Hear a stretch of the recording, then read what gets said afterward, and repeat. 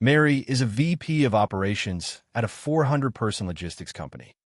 It's a Tuesday morning, and her best ops lead, the one who runs weekly reporting for the entire division, just gave her 2 weeks' notice. Here's the part that keeps Mary up at night.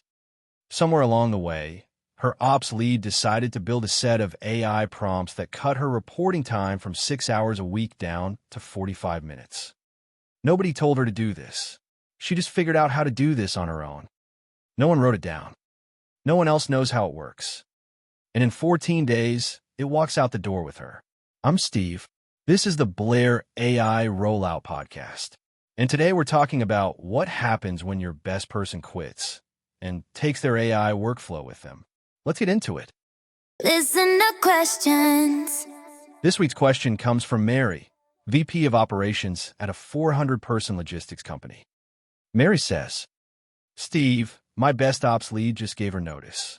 I just found out she's been using AI to cut her weekly reporting from 6 hours down to 45 minutes, and none of it is documented anywhere. Nobody else knows how it works. I have 2 weeks. What do I do? Mary, this is one of the most common situations I hear about right now, and almost nobody sees it coming. Let's walk through it. When AI adoption happens informally, one person experimenting on their own, quietly getting faster, the knowledge doesn't live in the organization. It lives in that person's head. And anything that only lives in one person's head is one resignation letter away from disappearing. Mary didn't lose an employee. She lost institutional knowledge she didn't even know she had. Here's what makes this different from a normal knowledge transfer problem. When someone leaves and takes a process with them, you usually know what you're losing. You can see the gap. You can plan around it. But when someone leaves and takes an AI workflow with them, one that was never written down, never shared, never officially part of how the team operates, you don't always know what you're losing until it's already gone. The reporting that used to take 6 hours is suddenly taking 6 hours again, and nobody can explain why. Most leaders don't find out how dependent they've become on someone's shadow AI work until that person is already gone. Not because they weren't paying attention, but because informal AI adoption is invisible by design. Nobody announced it. Nobody documented it. It just quietly became load-bearing. Think about what actually happened in Mary's organization. Her ops lead found a problem. 6 hours of reporting every week that felt like it shouldn't take that long. She experimented. She built something that worked. And then she just kept using it. That's not negligence. That's initiative. The problem isn't that she built it. The problem is that the organization never created a way to capture what she built. No documentation process. No workflow library. No expectation that when someone finds a better way to do something, especially with AI, that knowledge gets shared and owned by the team, not just the individual. And that's not Mary's ops lead's fault either. She wasn't asked to document it. She wasn't given a reason to. This is a leadership and systems problem, not a people problem.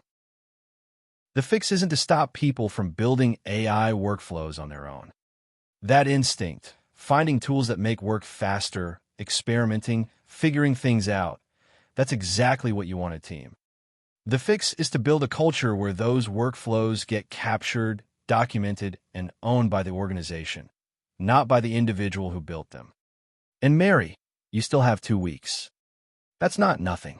That's a window. Sit down with your ops lead before she leaves. Not to guilt her, not to make her feel responsible for a gap she didn't create, but to ask her one thing.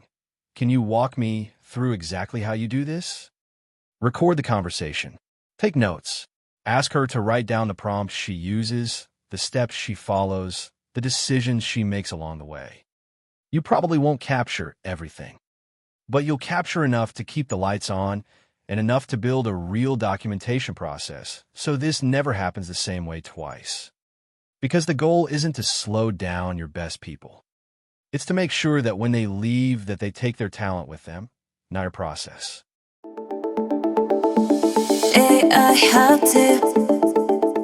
Here's this week's AI hot tip. This week, before you do anything else, Identify one person on your team who you suspect has built something with AI that nobody else knows about. Could be a reporting shortcut, a prompt they use to summarize meeting notes, a template that speeds up a weekly handoff. It doesn't have to be dramatic. Ask them one question. Can you walk me through how you do that? Then write it down.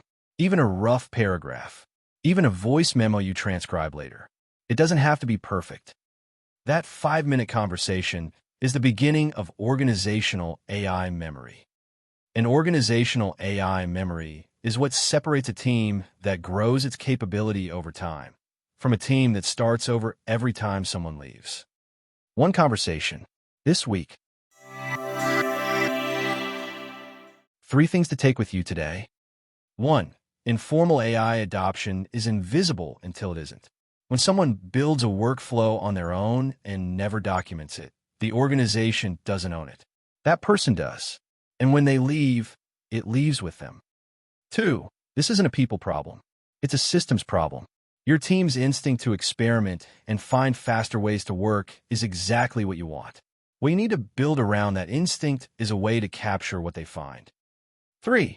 If you marry right now, you still have 2 weeks. Use them. Sit down with your ops lead, record the conversation, write down the prompts. You won't get everything, but you'll get enough to build from. And then build the process that means you never lose it the same way twice.